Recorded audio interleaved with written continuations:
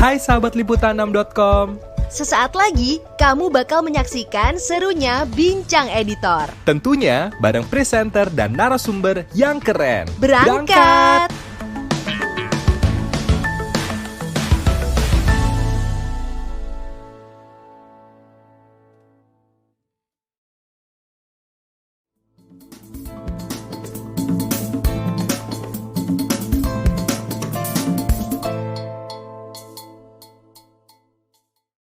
Hai, aku Lili. Dan aku Putra. Ini cerita kami, The Liput.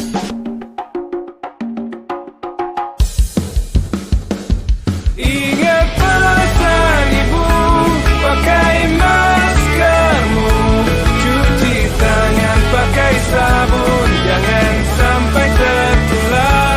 Ingat selalu pesan ibu, jaga jarakmu, hindari kerumunan, jaga keluargamu.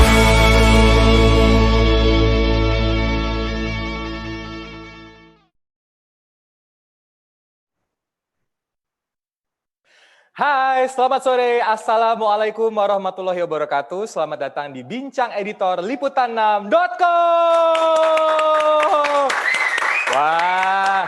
Oh, so this is the first edition of Bincang Editor Liputan6.com di tahun 2021. Mewakili segenap kru dari Liputan6.com, saya Istiarto Sigit mengucapkan selamat tahun baru 2021. Mari kita sambut ya tahun baru ini dengan optimisme, rasa bersyukur dan juga semangat. Semoga kita tetap sehat, semoga kita tetap bisa selamat sampai akhir tahun 2021 bersama dengan keluarga dan orang-orang yang kita sayangi. Nah, ngomong-ngomong tentang tahun baru, mungkin kemarin sempat ada yang habis jalan-jalan, berwisata di tengah pandemi COVID-19 dan mungkin sempat ke beberapa destinasi-destinasi favorit wisata di Indonesia, either itu Bali, mungkin Gili, mungkin Yogyakarta, atau mungkin di pulau-pulau lain yang ada di Indonesia. Nah, hari ini kita akan ngobrol tentang wisata kemanusiaan di tengah pandemi COVID-19. Ini menjadi sebuah isu yang cukup penting karena seperti kita tahu ya, sebelum tahun baru ada reshuffle kabinet, kemudian Menteri Pariwisata dan Ekonomi Kreatif juga diganti. Dan ada beberapa program yang kemudian muncul yang disampaikan oleh Menteri Pariwisata yang baru, salah satunya adalah wisata kemanusiaan. Nah, nanti kita akan langsung ngobrol dengan Menteri Pariwisata dan Ekonomi Kreatif Republik Indonesia, ada Bapak Sandiaga Salahuddin Uno, beserta juga dengan Wakil Menteri Parekraf, ada Ibu Angela Tanusudibyo. Tapi sebelum kita sambut narasumber, udah pada gabung belum nih? Belum ya? Kita mau ngobrol dulu nih dengan 3 narasumber lain yang siap juga menjadi, bisa dibilang panelis lah ya, di Bincang Editor seperti biasa. Yuk kita sapa 3 bos-bos saya sebenarnya sih. Yang pertama saya akan panggil Mbak Irna Gustiawati, pimpinan redaksi dari Liputan6.com. Ada Mbak Retno Pinasti, pimpinan redaksi dari SCTV dan Indosiar. Serta Mas Ramadian Fadila dari pimpinan redaksi Merdeka.com. Halo, apa kabar Mas Mbak? Sehat? Sehat dong. Alhamdulillah sehat. Alhamdulillah sehat. Pertama-tama mau ngucapin dulu selamat tahun baru untuk Mbak Irna, Mbak Eno, dan Mas Ian. Mudah-mudahan sehat selalu Mbak Mas sekalian ya. Amin. Alhamdulillah Mas, amin. Selamat tahun baru untuk semua, Mbak Eno, Amin. Mbak Irna. Iya Mas Ian, Mbak Irna, selamat tahun baru juga. Mbak Irna Semangat masih Mas di Eno. pantai itu. Tahun baru.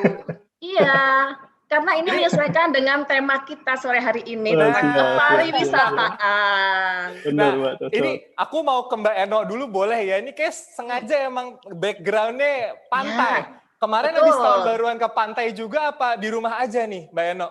Justru karena kebetulan udah hampir setahun saya tidak menginjakkan kaki ke objek wisata, jadi sore ini kita ngobrol sambil berwisata secara virtual ya. Ayo, mari. Ini dalam rangka mengobati rasa kangen ya Mbak ya? Udah Ya, lama biar banget nggak semangat berwisata menyambut ya? tahun baru gitu. Ya, betul. Nah, ini ngomongin tentang wisata, Mbak Eno, Mbak Irna, dan Mas Ian, kita tahu kemarin ada satu wacana tentang wisata kemanusiaan, ini hasil kolaborasi mungkin nantinya kalau udah berjalan antara PMI Jakarta juga dengan Kemenparekraf. Nah, kita akan ngebahas, kita akan mengupas bagaimana rencana dan juga di lapangan nanti seperti apa gitu kira-kira. Tapi saya mau nanya dulu nih dari 3 media ini yaitu liputan6.com, lalu ada merdeka.com dan juga SCTV Indosiar. Kemarin momen tahun baru di tengah pandemi seperti apa? Tapi sebelumnya ternyata kita udah bergabung dengan Bapak Menteri dan Ibu Wamen. Boleh saya sapa dulu ya Mbak? Ya kita sapa, ada Menteri Pariwisata dan Ekonomi Kreatif Republik Indonesia, ada Bapak Sandiaga Salahuddin Uno. Assalamualaikum Bang Sandi. Waalaikumsalam warahmatullahi wabarakatuh. Salam sejahtera bagi kita semua. Terima kasih untuk Liputan 6 dan teman-teman video. Di sini saya sudah didampingi oleh Mbak Wamen, Mbak Anggela Tanjung Sudibyo, dan Ibu Deputi Bidang Produk Wisata dan Penyelenggaraan Kegiatan Event, yaitu Ibu Rizky Handayani. Tepuk tangan dulu dong untuk Pak Sandi, Bu Angela, dan juga Ibu Rizky. Semangat banget nih. Sehat semuanya, Pak, teman-teman di Kemenparekraf hari ini, Pak? Sehat banget dan kita semangat. Kita tahu bahwa ini saat yang sulit untuk industri kami, pariwisata dan ekonomi kreatif, tapi kita harus terus memotivasi teman-teman kita yang berjuang di garda terdepan untuk bertahan hidup, karena lebih dari 30 juta lapangan kerja yang menggantungkan harapan mata pencarian penghasilannya di sektor pariwisata ekonomi kreatif. Jadi kami di kementerian all out nih, tanggalan kita hitam semua di sini. Mbak Wamen dan Bu Kiki ini ya sudah mulai dari tanggal 23 kita nonstop, kita gerak cepat, kita gerak bersama, dan mudah-mudahan kita gaspol, yaitu kita garap semua potensi untuk membangkitkan atau membuat sektor ini bisa bertahan. Amin. Intinya gaspol ya Pak di tahun 2021 dengan tetap memperhatikan sisi kesehatan di tengah pandemi, ya Pak Sandi ya? Oh, itu merupakan satu hal yang tidak boleh kita kasih toleransi sama sekali, bahwa kami melakukan ini semua dalam koridor yaitu protokol kesehatan yang sangat ketat dan disiplin, dan kami sudah memiliki programnya CHSE, dan itu juga dengan lingkup Kementerian Kesehatan, dan kita pastikan bahwa kegiatan kita ini semua mengedepankan keselamatan dan kesehatan. Baik. Pak Sandi, salah satu yang lagi rame banget nih diomongin netizen di Twitter maupun di liputan6.com juga Pak adalah soal wisata kemanusiaan yang kemarin sempat dicetuskan juga, sempat idenya dimunculkan juga dan menjadi banyak pertanyaan. Ini kan hasil kolaborasi atau inisiasi dari PMI dan juga Kemenparekraf Pak. Ini sebetulnya definisi wisata kemanusiaan itu seperti apa sih Pak Sandi? Ya, ini sesuatu yang masuk ke dalam satu pilar yang akan kita kembangkan ke depan, yaitu inovasi, adaptasi, dan juga kolaborasi. Kami berkolaborasi, ini idenya muncul dari teman-teman di PMI. Waktu saya berniat untuk menyumbangkan plasma, karena kebetulan saya baru pulih dari COVID-19, mereka menyatakan bahwa banyak sekali masyarakat yang ingin menyumbangkan darah atau plasma, tapi khawatir terhadap protokol kesehatannya. Oleh karena itu, salah satu yang didorong waktu itu adalah bagaimana bisa menggabungkan, misalnya ada destinasi di Bali. Nah, ini kebetulan Bu Kiki adalah deputi yang menangani kegiatan dan events. Jadi events-nya adalah mereka mungkin berdonor darah atau berdonor plasma dalam satu paket wisata ke Bali. Kedua, PMI juga menyampaikan banyak sekali donatur-donatur yang ingin menyumbangkan APD, menyumbangkan juga bantuan sosial dalam rangka menyentuh para pelaku sektor pariwisata dan ekonomi kreatif. Dan ini mereka nyatakan bahwa alangkah baiknya kalau diciptakan satu paket wisata yang tentunya bekerja sama dengan para pelaku tour atau travel agent, yang ini adalah merupakan sesuatu yang menurut saya teman-teman di Kemenparekraf bisa melihat sebagai varian daripada produk-produk wisata jenis baru nih, jadi jenis pandemi. Termasuk juga menurut saya ini perluasan daripada konsep rasa kepedulian kita kepada saudara-saudara kita sekarang yang sangat-sangat terdampak dari COVID-19 ini, dan sebagian daripada masyarakat yang ingin berbagi. Oke, Pak Sandi, ini nanti implementasinya kira-kira dimulai kapan gitu Pak? Karena kan seperti kita tahu mungkin sudah ada beberapa warga penyintas COVID-19 yang juga mungkin tertarik untuk mengikuti konsep wisata kemanusiaan ini begitu. Atau mungkin teman-teman yang bukan penyintas COVID-19 tapi ingin ikut juga menyalurkan atau mendonorkan darahnya sekaligus berwisata. Kapan kira-kira akan segera dimulai dan kemudian ada nggak sih Pak destinasi-destinasi yang menjadi prioritas untuk dilaksanakannya wisata kemanusiaan ini, Pak Sandi? Kemarin berdasarkan diskusi kita sama Ketua PMI Jakarta, Pak Rustam Effendi, yang paling diminati ini Bali. Dan kita tentunya harus bekerja sama dengan pelaku sektor pariwisata dan ekonomi kreatif seperti biro-biro perjalanan wisata ini untuk melihat dari kolaborasi ini mana yang menjadi prioritas destinasi dan juga kapan kita bisa mulai menawarkan program ini, karena menurut saya ini sisi-sisi terbaik kemanusiaan yang masyarakat Indonesia miliki ini luar biasa. Ingin membantu sesamanya, berdonor darah, berdonor plasma, konvalesen, juga menyumbangkan APD, menyumbangkan mungkin dari segi bantuan sosial lainnya. Ini menurut saya kita perlu apresiasi. Oke, Pak Sandi, saya izin mau nanya ke Bu Wamen, boleh ya Pak?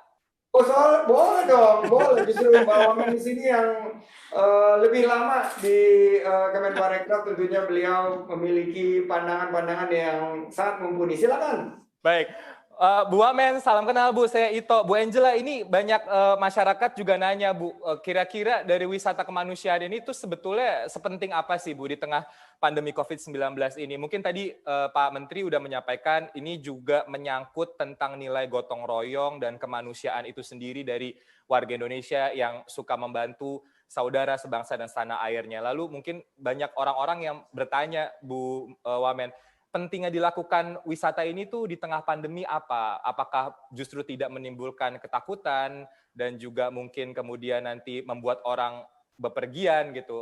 Penting banget dilakukan saat ini atau seperti apa sih, Bu Angela? Ya, saya rasa seperti yang tadi Mas Menteri juga katakan bahwa segala aktivitas pariwisata tentunya harus diiringi dengan protokol kesehatan yang ketat. Ya, karena apalagi dalam situasi pandemi seperti saat ini itu penting sekali ya. Jadi segala jenis wisata apapun termasuk wisata kemanusiaan pun memang harus dilakukan dengan penerapan protokol kesehatan yang tinggi. Nah, seberapa penting pariwisata kemanusiaan ini? Saya rasa karena esensinya adalah gotong royong ya, esensinya adalah membantu sesama. Saya kira ini adalah suatu gerakan atau suatu spirit yang baik untuk kita dorong terus sehingga menjadi sesuatu hal yang positif lah di tengah masyarakat, menjadi aura yang positif juga di tengah masyarakat. Dan ini akan tentunya dengan hal-hal yang positif yang kita lakukan akan membantu kita secara mental juga akan semakin kuat, dan ini saya yakin sekali akan membantu kita go through with this pandemic bersama-sama dengan lebih baik lagi. Oke. Bu, selain soal donor darah, ini kan berangkat dari ide atau inisiasi dari teman-teman PMI Jakarta, kemudian disambut baik oleh Kemenparekraf. Tapi definisi wisata kemanusiaannya itu lebih luas, ada lagi nggak sih Bu yang lain selain para wisatawan bisa mendonorkan darahnya, begitu kira-kira in the name of humanity atau kemanusiaan? Atau ada ceruk-ceruk potensi lain yang berhubungan dengan kemanusiaan yang juga akan direncanakan oleh Kemenparekraf dalam wisata kemanusiaan itu, Bu Wamen? Ya, sebenarnya dalam esensi wisata kemanusiaan atau travel for humanity gitu ya, kalau kita lihat secara luas konteksnya, adalah berwisata sambil kita memberikan manfaat yang baik bagi sesama, kan gitu ya. Jadi itu bisa dilakukan dengan berbagai cara. Kalau kita lihat banyak juga orang berwisata misalnya sambil mengajar, atau berwisata sambil ada juga yang membangun rumah untuk penduduk dan sebagainya. Jadi sebetulnya itu luas sekali cangkupannya, dan ini bisa kita terus kembangkan, dan saya kira ini cocok sekali ke depannya karena kita lihat dalam masa pandemi seperti saat ini sisi kemanusiaan kita semua itu dibangunkan ya. Jadi kita juga melihat tren-tren kalau kita bicara aircraft, kita melihat tren socialpreneurship juga berkembang di luar sana. Jadi saya kira dengan banyaknya anak muda saat ini yang tergerak untuk bekerja dengan bisa memberikan impact yang baik bagi masyarakat, kedepannya juga banyak anak muda yang ingin bergerak, berwisata dengan sekaligus memberikan manfaat bagi sesama. Oke, artinya konsep wisata kemanusiaan ini cukup luas ya, Bu Angela. Artinya bukan hanya soal berdonor darah saja, tapi kedepannya nantinya akan mungkin diekspansi oleh Kemenparekraf bekerja sama dengan lembaga-lembaga lain sehingga akarnya bisa lebih banyak gitu kira-kira ke depannya ya. Dan apakah ini hanya dilakukan di tengah pandemi saja, Bu? Kita berharap kan pandemi ini segera berakhir begitu kira-kira ya. Apakah ketika nanti pandemi ini sudah berakhir, lalu juga masyarakat sudah bisa kembali dalam kehidupan yang lebih baik begitu kira-kira, apakah konsep wisata kemanusiaan ini tetap akan dijalankan atau tidak? Dan kemudian siapa yang menjadi target, Bu Angela, dari wisata kemanusiaan ini?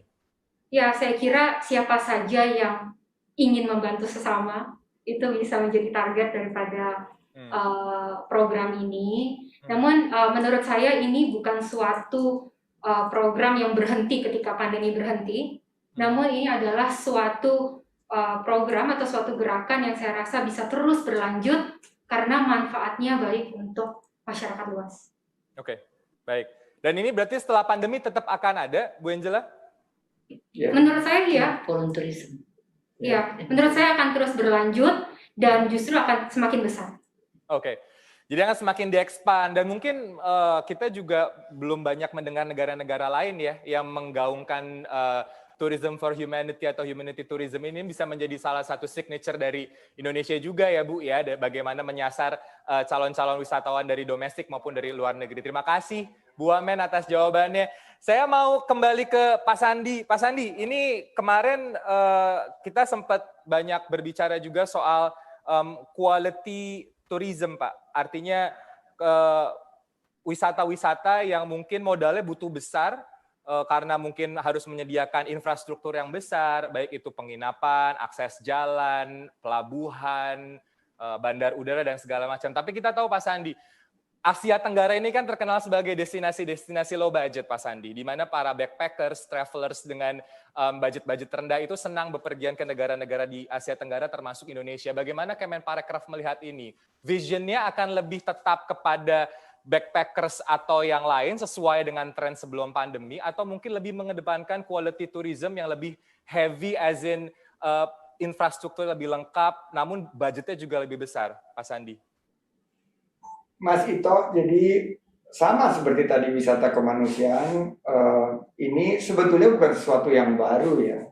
Saya bersama dengan Ibu Nia pada saat Ibu Mari Pangestu yang menjabat sebagai Menteri Pariwisata menggagas satu program berlari untuk berbagi.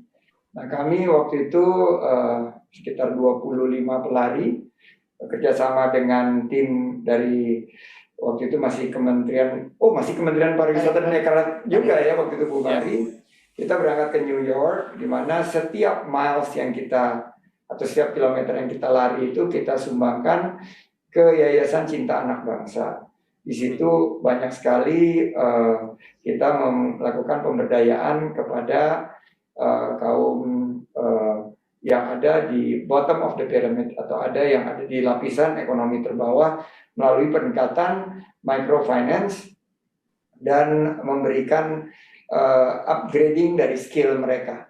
Jadi ini sesuatu yang pengembangan dan teman-teman kemarin tentunya excited banget wisata kemanusiaan ini karena berbasis ya Bu Kiki ya, volunteerism, yaitu sebuah kesukarelawanan yang menjadi sebetulnya value, sebuah nilai yang bangsa Indonesia miliki, yaitu gotong royong, saling peduli, saling membantu.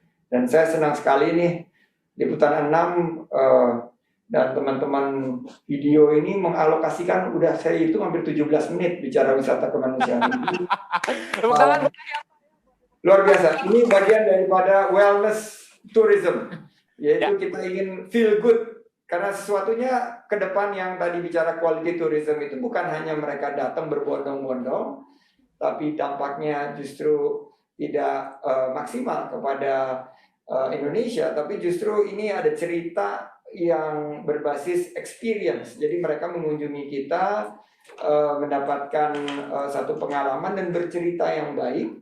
Setelah itu mereka juga fokus untuk tidak mengganggu kearifan lokal kita, mengikuti budaya kita, memiliki aspek keberlanjutan, dan tentunya dampak ekonomi kepada bangsa dan negara, terutama ekonomi masyarakat ini bisa dioptimalkan. Dan ini adalah satu paradigma baru. Selama ini kita fokusnya adalah kuantitas. Kita hitung berapa juta wisatawan mancanegara, berapa juta wisatawan Nusantara. Padahal yang kita ingin sebetulnya adalah bagaimana pariwisata dan ekonomi kreatif ini bersandingan untuk menghadirkan kesejahteraan buat rakyat kita. Karena apalagi di tengah pandemi ini, kita harus memastikan Kemenparekraf ini bisa menghadirkan satu harapan untuk sektor pariwisata dan ekonomi kreatif ini menjadi penopang masyarakat untuk bangkit kembali. Oke, jadi quality above quantity, kira-kira gitu Pak Sandi? Ya, jadi mungkin saya mau beri kesempatan nih Bu Kiki nih karena satu program kita yang juga disebut sebagai quality tourism, yaitu sports tourism, yaitu wisata berbasis olahraga. Kenapa kualitas? Karena yang didapatkan itu bukan hanya dari segi jumlah wisatawan Nusantara atau wisatawan mancanegara yang beraktivitas berolahraga seperti triathlon, golf dan lain sebagainya, tapi menghadirkan hidup yang sehat dan konsep daripada promotif preventif dalam penanganan sisi kesehatan. Silakan Bu Kiki. Baik, terima kasih. Seperti tadi sudah disampaikan oleh Mas Menteri terkait dengan quality tourism, yang salah satunya adalah sport tourism. Kita tahu sport tourism itu hobi, gitu ya. Biasanya orang yang hobi itu dia akan tetap bepergian, tapi mereka itu sangat aware terhadap kesehatan biasanya, karena tadi sport itu ya paling penting adalah mereka menjaga kesehatan. Jadi dan satu sisi lagi mostly kebanyakan adalah komunitas. Nah, komunitas ini tadi yang kita sambung dengan volunteerism, tadi kita sambung dengan kemanusiaan, biasanya bisa menyambung lagi dengan kegiatan yang di luar sportnya. Jadi berbagi tadi seperti Mas Menteri contoh tadi, berlari untuk berbagi, hal-hal ini kita bisa kembangkan. Jadi kita bicara quality tourism, it's not about mahalnya tempat, tapi about experience yang mereka akan dapatkan atau mereka berikan kepada yang tempat-tempat di mana mereka akan kunjungi. Jadi itu mungkin. Oke.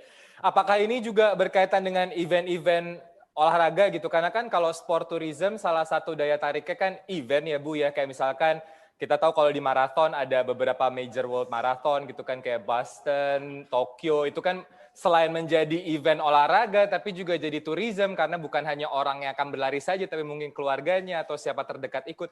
Apakah Indonesia juga akan mengedepankan sport tourism dengan basis event-event seperti ini, Bu Kiki?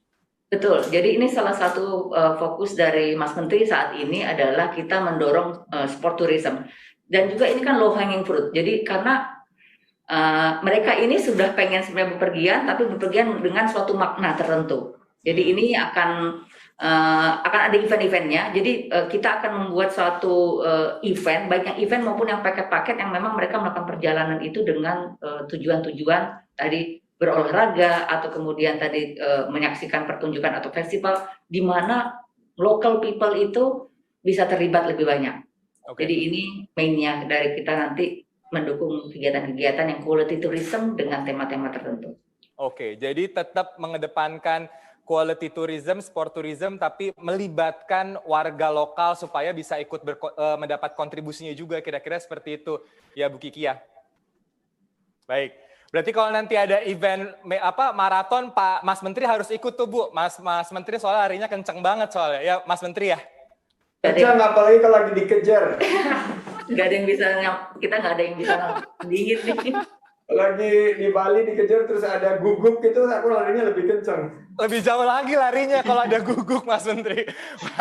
Baik, nah kita setelah ini mungkin saya akan banyak membahas di luar wisata kemanusiaan, Mas Menteri, Bu Wamen dan juga Bu Kiki. Tapi sebelumnya kita ada satu VT dan juga sebelum saya mempersilakan para editor saya bertanya langsung kepada narasumber saya. Kita lihat VT berikut ini. Ingat pesan ibu, pakai masker, cuci tangan pakai sabun, jaga jarak, dan hindari kerumunan. Selalu jaga kesehatan, jangan sampai tertular, dan jaga keluarga kita.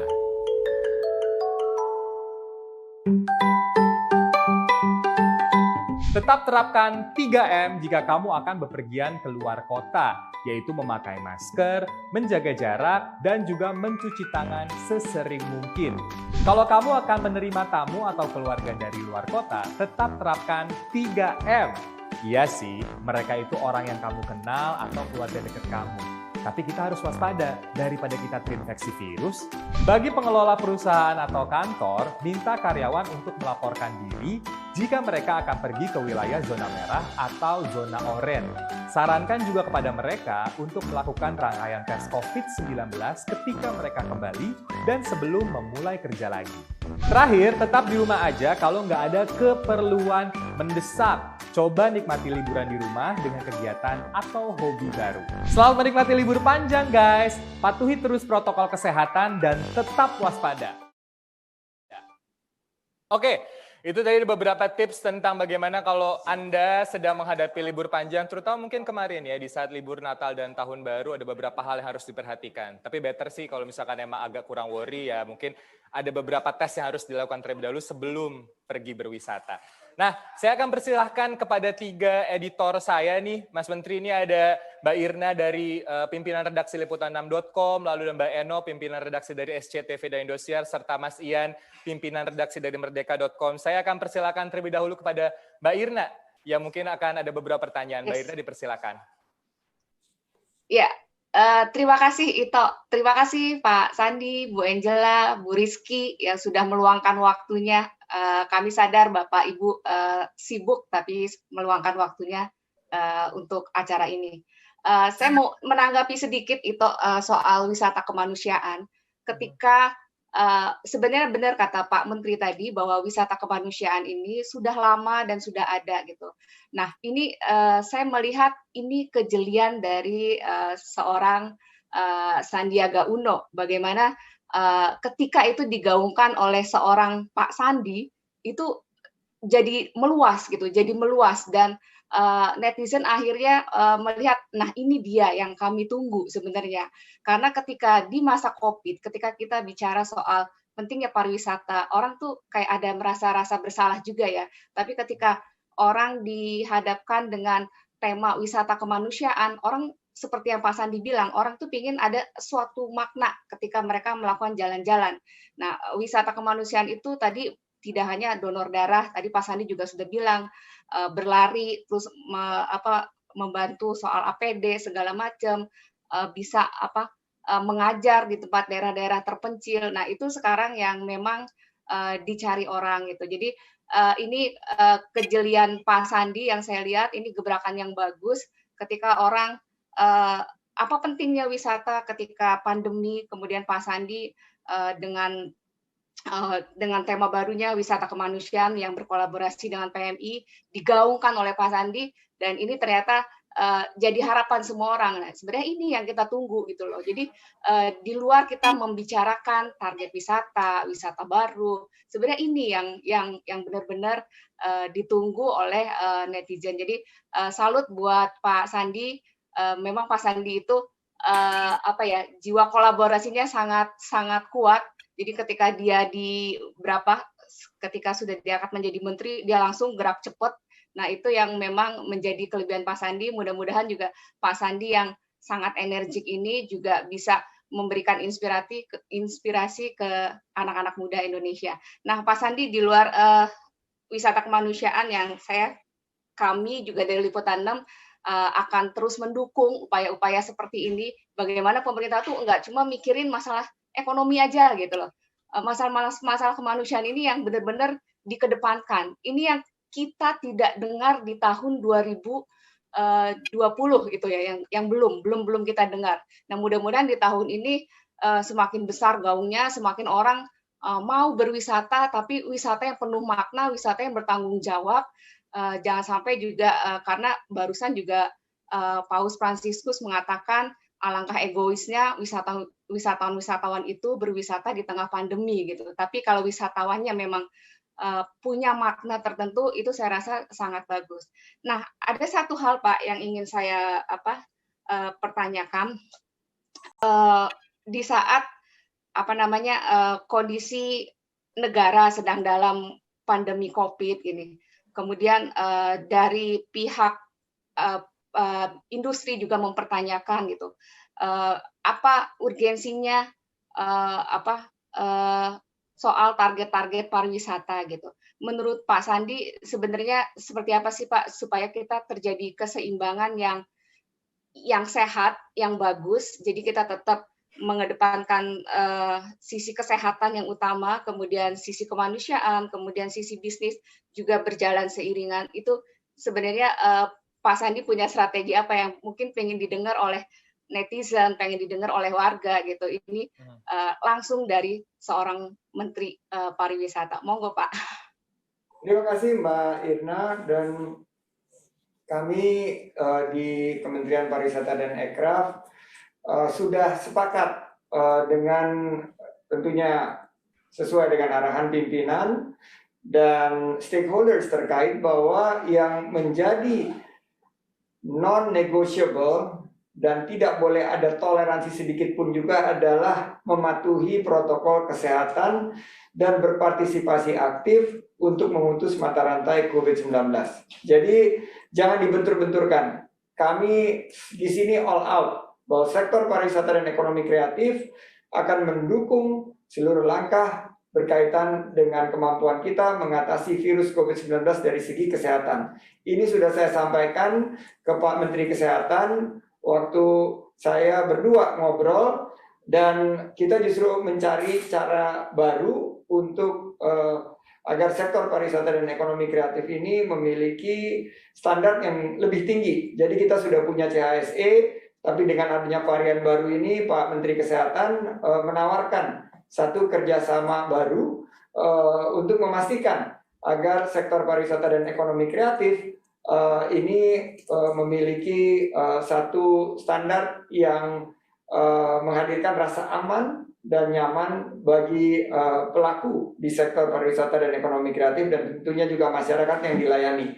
Yang kedua, tentu 30 juta lebih lapangan kerja yang bergantung di sektor ini. Saya baru datang dari Bali dan Toba, semua menitipkan begitu banyak harapan dan menitipkan begitu banyak masukan agar pemerintah bisa membantu mereka, agar semua stakeholders bisa bergandengan tangan, dan agar semua juga memperhatikan kelangsungan dari sektor yang menyumbangkan bukan hanya lapangan kerja tapi juga sumbangsih dari segi kontribusi terhadap ekonomi dan agenda pembangunan bangsa. Jadi itu juga akan kami pikirkan, tentunya berkolaborasi.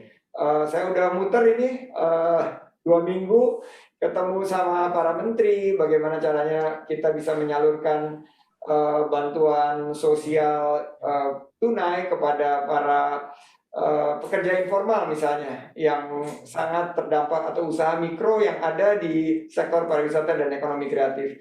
Bagaimana kita juga bisa memperluas dana hibah yang di tahun 2020 hanya terbatas kepada hotel dan restoran.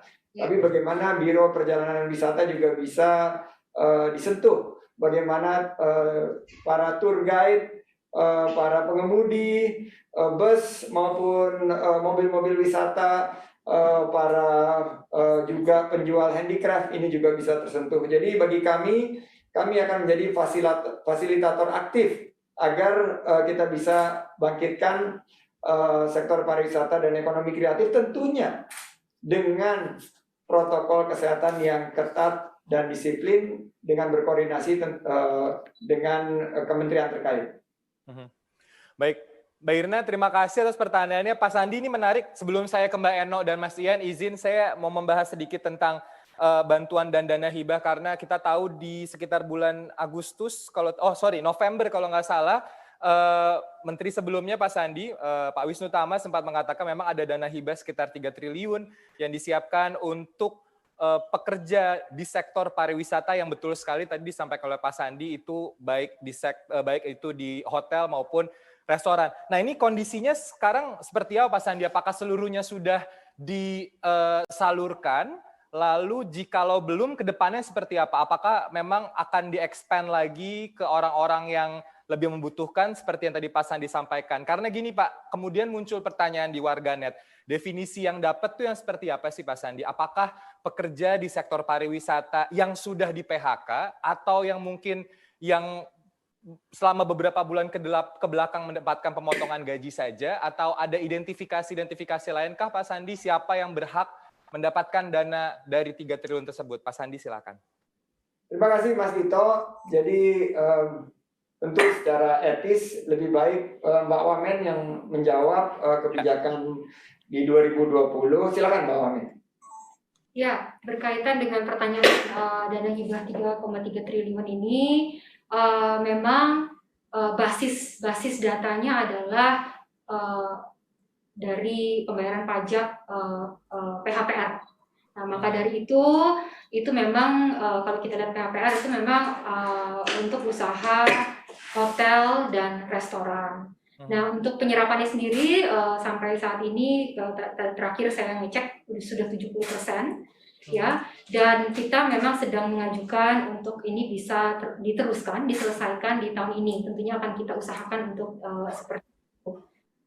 Jadi memang dalam pemberian dana hibah ini yang harus kita garis bawahi adalah kita harus bisa memakai data yang bisa dipertanggungjawabkan, ya begitu ya. Jadi itu salah satu kunci sebetulnya. Jadi kedepannya ini kita memang sedang rancang seperti yang tadi Mas Menteri juga katakan, bagaimana agar usaha-usaha pariwisata lainnya bisa mendapatkan hal yang sama, tentunya dengan data-data yang dapat dipertanggungjawabkan dengan good governance yang baik. Kurang lebih seperti itu. Baik. Dan ke depan Mas Ito ya, kalau saya lihat ya bahwa yang pemerintah bisa lakukan ini adalah program ini bukan hanya diteruskan, tapi diperluas dan diperbesar dari segi baik skalanya, juga dari segi siapa yang menerima dana hibah ini, dan kalau bisa menyangkut seluruh ekosistem pelaku sektor pariwisata dan ekonomi kreatif yang sangat membutuhkan. Kedua, saya rasa kita perlu kerjasama karena ini bicara data, dengan stakeholders, asosiasi dan pemerintah daerah, bagaimana kita memiliki data-data yang akurat, terverifikasi, dan program ini bukan hanya tepat sasaran, tepat manfaat, tapi juga tepat waktu. Karena kebutuhan itu diperlukannya sekarang, bukan pakai lama gitu loh. Ya. Mereka butuhnya sekarang, sehingga teman-teman di sektor pariwisata dan ekonomi kreatif ini bisa dipermudah untuk mendapatkan bantuan ini. Baik, itu yang kita harapin sebetulnya Mas Menteri, Mbak Wamen, bahwa memang ini bagus banget tadi udah ada data 70%, karena kita belum dapat update sudah berapa persen tersalurkan. 70% sudah tersalurkan, dan mudah-mudahan seperti yang disampaikan Mas Menteri tadi, di tahun berikutnya which is 2021 di-expand lagi ke stakeholders lain yang mungkin kemarin belum sempat mendapatkan, karena tingkat pengangguran di sektor pariwisata akibat pandemi COVID ini cukup besar, dan kemudian banyak orang bergantung dari bantuan dana hibah tersebut. Terima kasih Mbak Wamen. Mas Menteri, saya mau ke Mbak Eno. Mbak Eno, mungkin ada yang ingin ditanyakan kepada Mas Menteri atau Mbak Wamen atau Bu Kiki, silakan. Oke, makasih Mas Ito. Oke, Mas Menteri Sandi, selamat sekali lagi atas amanah barunya.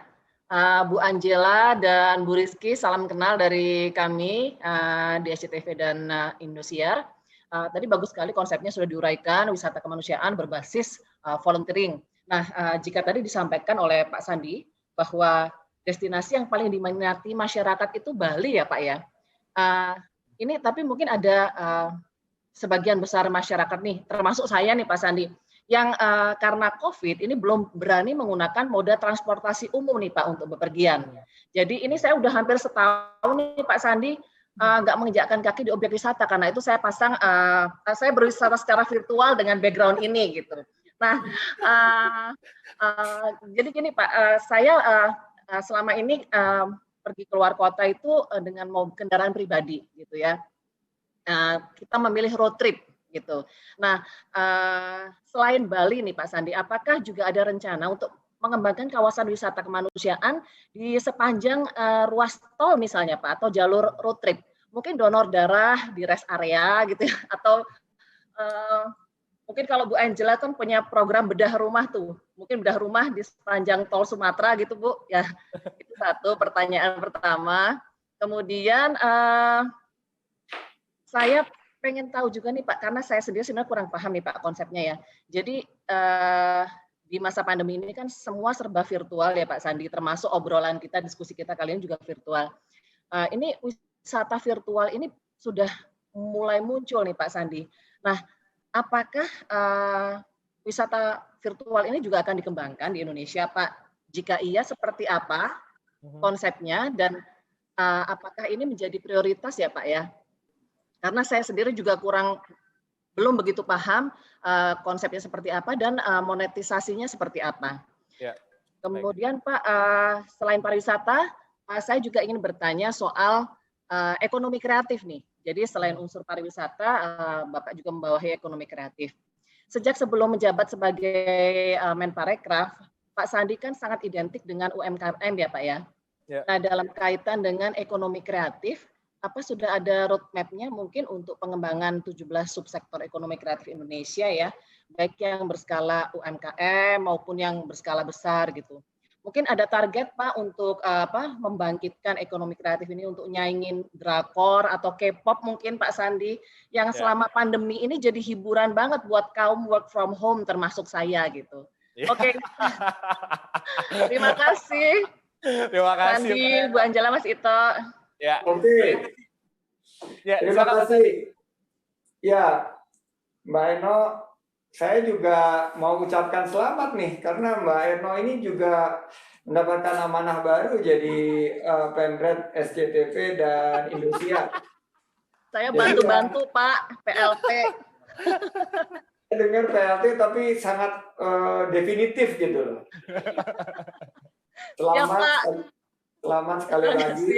Yang kedua, tadi idenya luar biasa yang rest area, nanti kita bicarakan dengan para pengelola jalan tol, ada jasa marga dan lain sebagainya. Saya juga dulu ada di bidang sana, tapi idenya itu menurut saya luar biasa ya, karena rest area itu menjadi focal point juga untuk pembangunan ekonomi kreatif ya.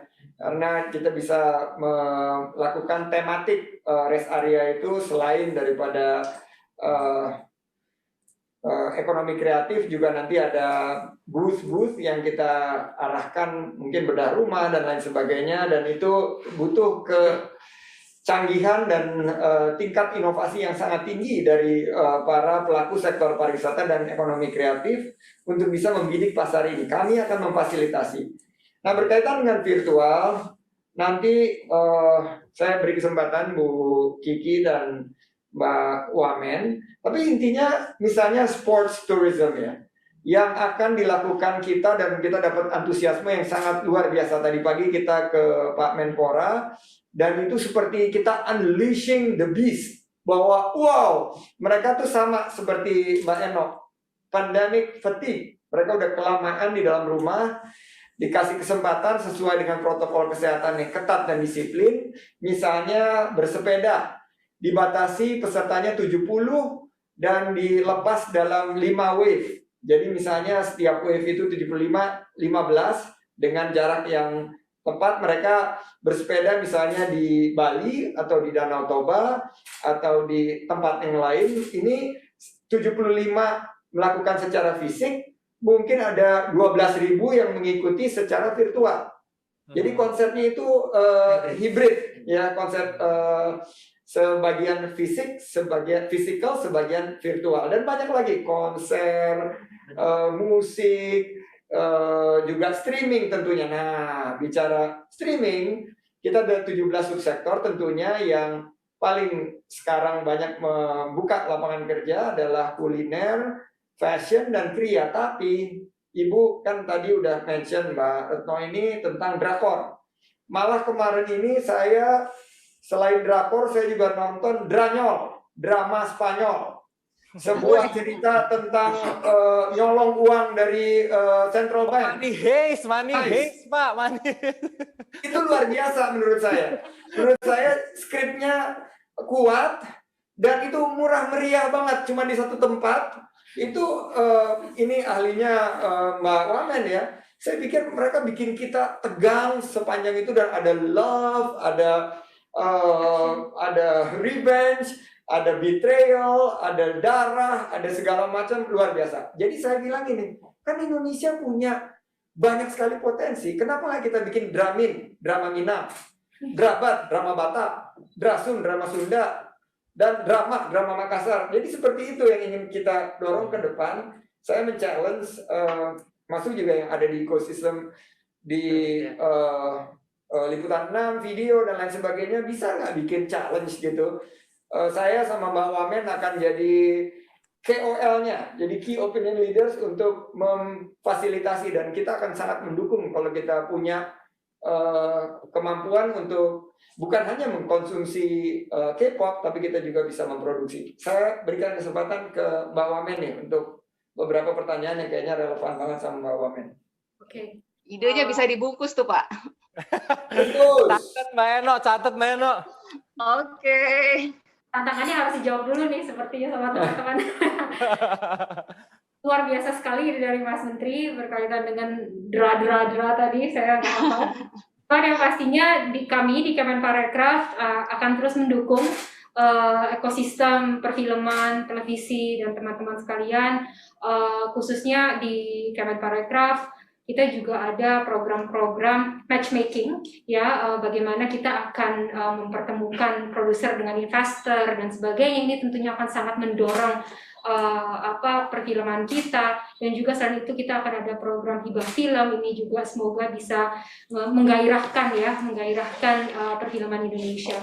Nah, ini berkaitan tadi disebut tentang bedah rumah dan sebagainya. Itu di tempat saya yang lama, itu setiap hari kita bedah rumah di daerah Tangerang, Mas Menteri. Jadi itu luar biasa sekali, dan itu saat itu memang sangat digemari. Saya kira kalau untuk di Kemenpar, ya, saya nggak bisa melihat ke belakang, cuman untuk ke depan tentunya kita banyak sekali program-program berkaitan dengan seperti itu. Contohnya adalah salah satunya adalah bedah gerai. Ini kita juga laksanakan ke depannya. Jadi kita membantu para UMKM itu untuk memperbaiki gerai-gerainya mereka, sehingga semoga ke depannya mereka juga bisa lebih baik lagi berjualannya. Kurang lebih seperti itu, Mas Menteri, mungkin tambahannya. Baik. Pak Kiki, tambahin. Baik, terima kasih Mbak Eno. Ini tadi Mas Menterinya udah canggih banget, punya ide-ide yang baru, dan memang sebelumnya kegiatan-kegiatan event itu sangat masih virtual yang berkembang. Jadi memang ternyata terjadi inovasi dan adaptasi terhadap kondisi pandemi yang sekarang. Event-event virtual menjadi banyak. Nah, mulai tapi memang di akhir-akhir itu ketika tadi sudah ada fatigue di rumah gitu, jadi mulai adanya hybrid. Jadi mereka mulai ada melakukan kegiatan itu virtual, offline dan online. Jadi ini akan terus kita dorong, karena kita tahu event itu kalau hanya virtual terus, jadi dampak kepada lokal. Tadi kan saya bilang, apa sih peranan pemerintah itu memfasilitasi, mendukung terjadinya pengembangan ekonomi kreatif di daerah, usaha-usaha industri di daerah. Nah, dengan adanya nanti model hybrid, di mana kita tadi protokol kesehatan kita jaga, jadi memang kita kapasitasnya yang kita batasi, tapi sebenarnya eventnya bisa lebih besar. Jadi kita akan terus mendorong ke arah ke hybrid tourism, termasuk juga virtual traveling. Sekarang sudah banyak teman-teman yang muda, dia buat virtual traveling. Jadi di lokal, di destinasinya sudah ada orang yang diam di sana menjelaskan mengenai daerahnya. Jadi juga bukan hanya menonton, tapi ada komunikasi dua arah. Kemudian pernah ada satu yang di Lasem seperti itu. Mereka akhirnya membeli batik, Mbak. Jadi sambil pedagangnya menunjukkan ini batiknya, akhirnya yang nonton membeli batiknya. Dikasih tahu, dikasih rekeningnya, langsung terbeli. Jadi tidak hanya menonton keindahan, tapi juga ada interaksi dengan lokal. Jadi ini akan terus kita dorong untuk kita kembangkan ke depan. Dengan virtual tourism. Baik, Pak Sandi, terakhir tadi pertanyaan dari Mbak Eno soal roadmap untuk Ekraf, Pak. Sudah adakah roadmap-nya? Kalau ada mungkin boleh sedikit dijelaskan, Pak Sandi. Ya, kita sekarang lagi menyiapkan karena ada undang-undang Ekraf yang baru tahun lalu dan kita ada dalam proses untuk penyiapan peraturan pemerintahnya. Dan kebetulan ada 2 streaming, satu adalah mengenai pengembangan produk ekonomi kreatif dan juga pembiayaannya dan juga pemasarannya. Nah, terakhir kita diberitahu bahwa kesepakatan dengan Seknek adalah rancangan peraturan pemerintah ini disatukan sehingga mudah-mudahan bisa memberikan satu pendekatan yang lebih sederhana dan memberikan peluang agar sektor ekonomi kreatif ini bisa berkembang. Nah, tentunya 17 subsektor ini memberikan peluang kerja bagi 18 juta lebih. Nah, saya akan memfokuskan bagaimana sektor ini akan menjadi lokomotif ekonomi kreatif kita ke depan. Saya tentunya hasil kerja dari teman-teman tim, Mbak Wamen dan Mas Wisnu Tama, prinsip saya apa yang sudah dijalankan dan baik, malah dari sebelumnya dari zamannya Pak Triawan Munaf, akan kita lanjutkan dan kita replicate dan kita juga akan melakukan satu peningkatan, escalate. Jadi replicate dan escalate. Kedua, untuk yang kurang, jadi dari segi pendekatan mungkin kurang partisipatif, kurang melibatkan karena banyak sekali pelaku ekonomi kreatif mengeluh kepada saya karena saya membidangi ekonomi kreatif ini di Kadin selama hampir 12 tahun. Saya akan rangkul mereka dan kemarin beruntung dengan adanya platform virtual seperti ini saya sudah bisa banyak menjangkau mereka. Saya sudah terima masukannya, kita akan lakukan penyesuaian agar di 2021 ini selagi kita berbenah, kita punya roadmap yang betul-betul mencerminkan kekinian dari peluang ekonomi kreatif di tengah-tengah pandemi ini. Baik. Terakhir saya akan memberi kesempatan kepada Mas Ian nih, pimpinan redaksi dari Merdeka.com, Mas Andi, Bu Wamen, dan Bu Kiki. Silakan Mas Ian. Halo Pak Menteri, selamat sore Bu Wakil Menteri dan Bu Kiki. Semoga sehat selalu ya Pak ya. Dari saya, yang menarik tadi Bu sebenarnya tadi nyambung yang bagaimana wisata yang bermakna, bagaimana mengeksplorasi lokal gitu. Jadi saya tertarik dengan wisata walking tour gitu Bu, kalau di luar tuh ya, dan kayak di Lasem sekarang juga sudah mulai tumbuh si walking tour itu, tur jalan kaki di Jakarta ada, di Semarang ada, Jogja ada gitu. Nah itu sistemnya biasanya pay as you wish, jadi berapapun diterima oleh si guide-nya. Nah itu sangat menarik menurut saya karena dia mengeksplor hal-hal yang masyarakat tuh nggak tahu gitu. Jadi begitu kita ke Jogja, oh ternyata di gang ini dulunya kayak gini gitu. Ternyata ada kebiasaan yang seperti ini gitu. Nah itu sangat menarik gitu Pak. Kayaknya Indonesia ini kan kaya sekali ya. Kita punya bangunan dari era kolonial, terus ada bangunan Indis, ada kelenteng ratusan tahun, ada masjid, ada katedral, itu semuanya pasti ada cerita yang menarik gitu. Jadi mungkin bisa keliling ke sana terus bisa makan-makan, dan setiap kota di kita hampir semua punya cerita kayak gitu. Mungkin itu bisa jadi salah satu alternatif ya, tentunya setelah semuanya sehat nanti gitu kan. Nah, kita juga dari media Mas itu melihat bahwa memang Pak Menteri gerak cepat ya, udah hampir tiap hari keliling ya.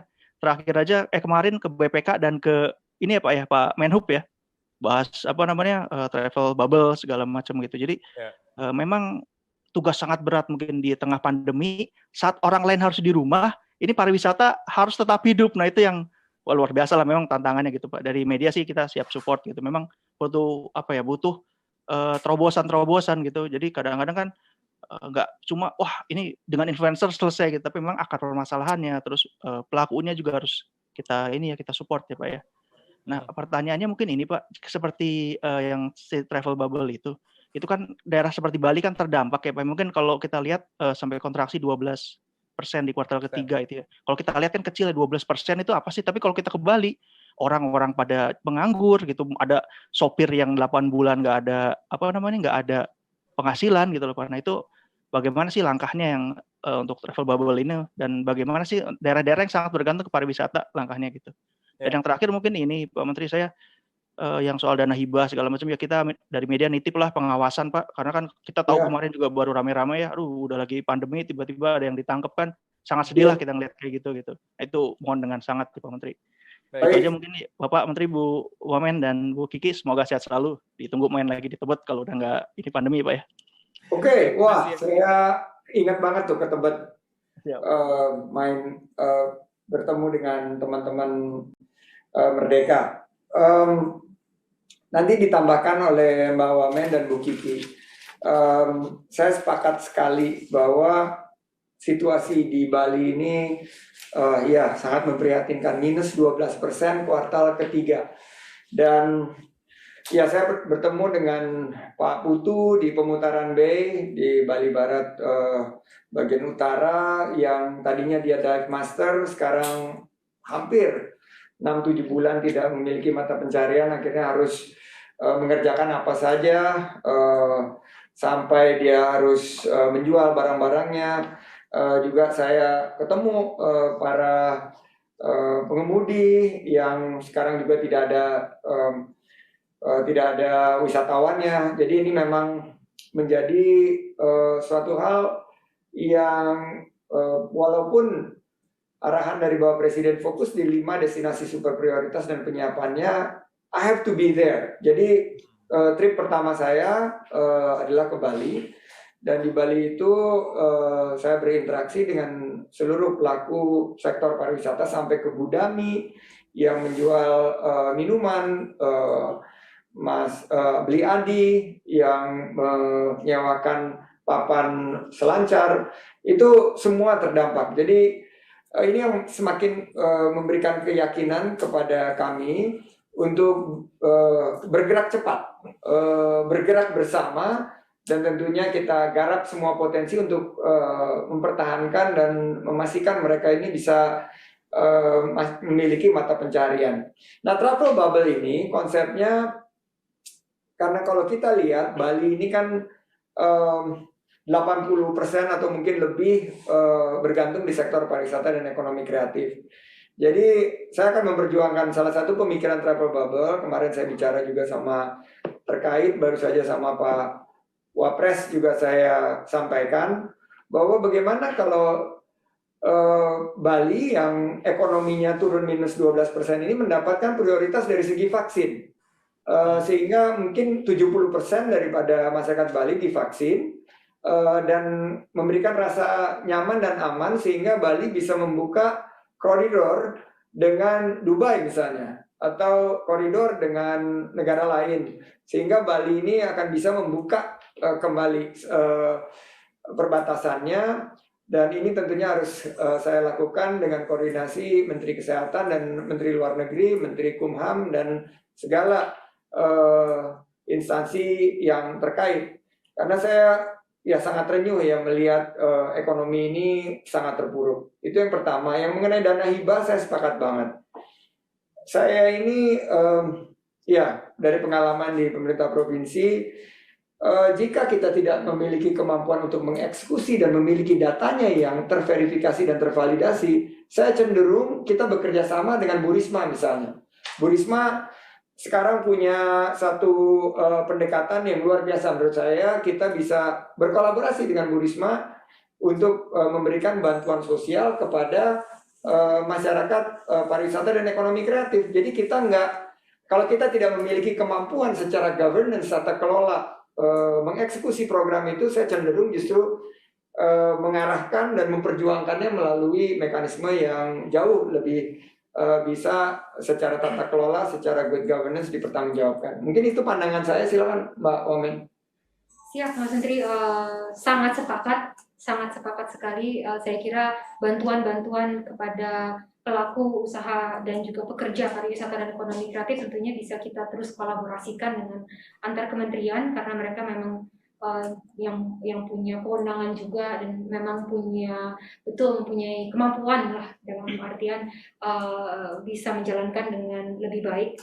Tentunya kita akan selalu bekerja sama dan akan kita tindak lanjuti. Nah, berkaitan dengan potensi sebetulnya, kalau kita lihat Bali tadi, pertanyaan mengenai Bali ya, dan juga wisata di Indonesia secara umum, sebetulnya kita harus ingat kembali bahwa ada potensi wisata domestik yang sebetulnya luar biasa besarnya.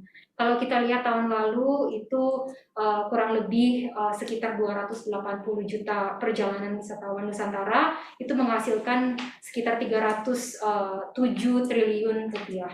Dan dibandingkan dengan wisatawan asing ya, yang kurang lebih 16 juta wisatawan asing yang menghasilkan sekitar 280 triliun. Dan di samping itu ada juga potensi dari outbound. Ya, kalau kita lihat data kebetulan saya pegang 2018, itu ada sekitar hampir 10 juta masyarakat Indonesia yang keluar negeri dan menghabiskan kurang lebih 150 triliun. Nah, ini sebenarnya ada potensi-potensi yang masih bisa kita garap ke depannya dalam waktu jangka pendek menengah. Kalau kita bicara wisata di Indonesia, tentunya dengan pertimbangan-pertimbangan protokol kesehatan yang ketat, saya kira ini juga bisa menjadi strategi ke depannya dalam jangka pendek untuk menggairahkan kembali wisata di Indonesia. Tentunya bagaimana dengan kita dorong daya beli masyarakat sehingga spending dari wisatawan Nusantara itu bisa meningkat. Kurang lebih begitu tambahannya. Mbak Gigi ada yang mau tambahkan?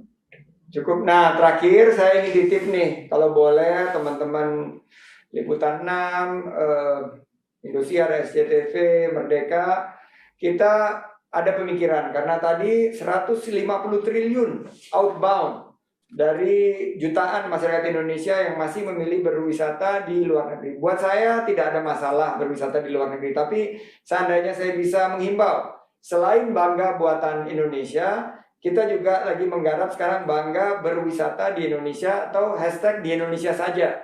Nah, ini yang mudah-mudahan juga bisa digaungkan oleh teman-teman media. Karena 150 triliun ini banyak loh uangnya. Kalau bisa untuk menggerakkan bukan hanya di 5 destinasi super prioritas, tapi ada di setiap kalau kita lihat desa itu ada ribuan atau mungkin puluhan ribu desa wisata. Saya melihat kemarin ada Nepal, Van Java. Saya lihat ada desa di Garut yang sangat cantik. Banyuwangi, Jawa Timur, luar biasa, Malang. Ini akan sangat mengalami satu dampak yang luar biasa positifnya jika sebagian daripada outbound tourism ini kita bisa arahkan kepada tourism di dalam negeri atau pariwisata dalam negeri. Baik, itu tadi sudah dijelaskan ya tentang semua bagaimana program dan juga tentang hibah. Mudah-mudahan sih harapan kita semua, Mas Menteri, Mbak Wamen, Bu Kiki, seperti yang disampaikan oleh Mas Ian tadi bahwa tentang hibah, titip untuk lebih diawasi, dan tentu kita akan mendukung juga gerakan wisata di Indonesia aja, karena memang terlalu banyak destinasi indah di Indonesia yang sayang kalau dilewatkan ya Mas Menteri ya, dan kita harus lebih memilih untuk berwisata dulu di Indonesia. Baik, terima kasih kami ucapkan kepada Mas Menteri Sandiaga Salahuddin Uno, Mbak Wakil Menteri, Mbak Angela Tanusudibio, dan juga Bu Kiki atas waktunya.